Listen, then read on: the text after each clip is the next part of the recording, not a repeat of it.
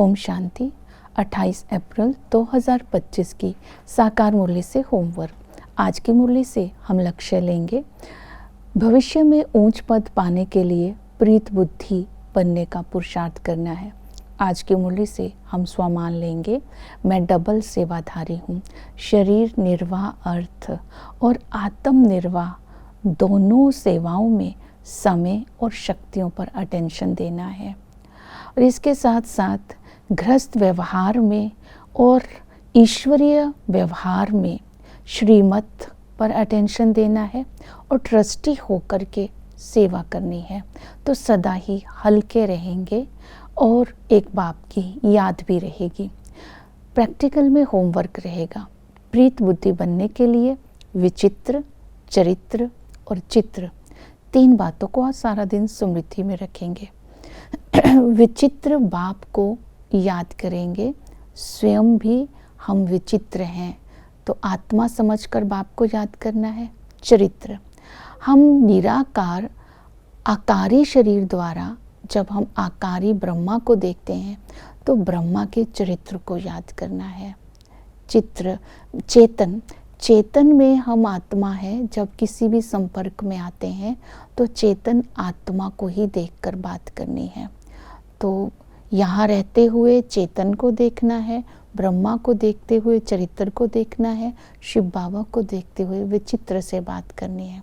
तो हम सदा ही प्रीत बुद्धि बन करके रहेंगे और बाबा की श्रीमत का पालन कर पाएंगे। पुरुषार्थ करेंगे प्रीत बुद्धि बनने के लिए। पहला पुरुषार्थ है देही अभिमानी बनो। देही अभिमानी बनने के लिए देह अभिमान को छोड़ना होगा। देह अभिमान छोड़कर जब हम कर्म इंद्रिय जीत बन जाते हैं तो माया पर जीत प्राप्त कर लेते हैं। तो देही अभिमानी बनने के लिए स्मृति रहे कि मैं आत्मा हूँ, मैं आत्मा अविनाशी हूँ, मुझ आत्मा में 84 जन्मों का पाठ नूंदा हुआ है। तो आत्म स्मृति में स्थित होकर के शिव बाबा के साथ सदा कंबाइंड रहेंगे। जब बाबा साथ है, बाबा के साथ रहेंगे, बाबा के साथ चलेंगे तो माया का वार नहीं होगा। दूसरी स्मृति रहेगी देही अभिमानी बनने के लिए बाप और आप के साथ साथ बाबा की श्रीमत को भी बुद्धि में रखेंगे।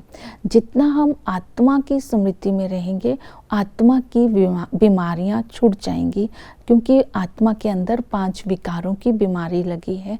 उस बीमारी से मुक्त हो जाएंगे, आत्मा के ओरिजिनल संस्कार इमर्ज हो जाएंगे। देही अभिमानी बनने से आत्मा बुद्धि स्वच्छ हो जाएगी, क्योंकि आत्म स्मृति से बुद्धि की लाइन क्लियर हो जाएगी और बाबा के साथ कनेक्शन अच्छा हो जाएगा।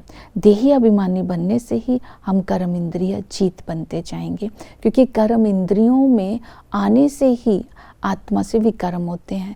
देह के भान से मुक्त होते ही आत्मा विकर्मों से मुक्त हो जाती है। तो एक बाबा से प्रीत रखने के लिए आज देही अभिमानी का विशेष अटेंशन रखना है। दूसरी विधि बताई रिफ्लेक्शन। तो आज सारा दिन अपनी रिफ्लेक्शन करनी है, मेरी बुद्धि किस तरफ जाती है। अर्थात जब हम सब कारोबार से फ्री होते हैं, जहाँ मन अपने आप जा रहा है बिना श्रीमत से, तो वहाँ मेरा सूक्ष्म लगाव है। तो उसको नोट करके अमृत वेले वो लगाव की बातें बाबा को अर्पण करनी है। और सारा दिन बाबा की याद कितना समय रहती है ये भी आज चार्ट बाबा को देंगे। फिर तीसरी विधि बताई, प्रीत बुद्धि बनने के लिए निराधार बनना है। किसी भी देहधारी को अपना आधार नहीं बनाना है। एक विदेही बाप के साथ ही सारे संबंध रखने हैं। रचना को याद नहीं करना है, रचता बाप को याद करना है। इनको देखते हुए भी इनको याद नहीं करना, अर्थात ब्रह्मा को देखते हुए भी विचित्र शिव बाबा को ही याद करना है। फिर बाबा की श्रीमत बुद्धि में याद रखनी है। नाम रूप में नहीं फंसना है, क्योंकि ये शरीर विनाशी है।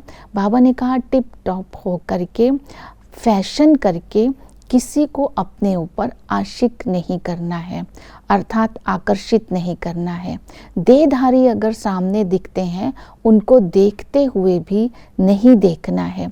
अपनी चलन को लक्ष्मी नारायण जैसा रॉयल बना करके रखना है। तो बाबा ने कहा स्मृति रहे, हम पांडव है, हम विजयी हैं, तो हम कर्म इंद्रिय जीत बनकर माया पर विजय प्राप्त करेंगे। इस लक्ष्य को स्मृति में रखना है। तो इस तरह निराधार भी बनना है, श्रीमत पर भी चलना है, देही अभिमानी भी बनना है। और प्रीत बुद्धि बनने के लिए एक बेहद बाप के साथ ही सर्व संबंधों का अनुभव करेंगे। बाबा कहते हैं मुझे अच्छी रीति याद करो, मेरे संग में रहो। एक बाप का ही संग सत्संग है, जिस सत्संग से आत्मा सतो प्रधान बन जाती है।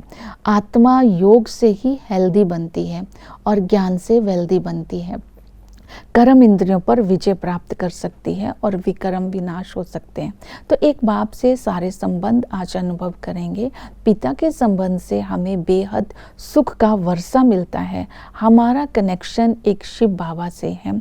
तो शिव बाबा का हम बच्चा कब बनते हैं? जब ब्रह्मा के द्वारा वो हमें अडॉप्ट करते हैं। बिना ब्रह्मा के द्वारा हम उस वर्षे के अधिकारी नहीं बनते। ब्रह्मा बाबा दलाल है, ब्रह्मा बाबा को भी वर्षा शिव बाबा से ही मिलता है।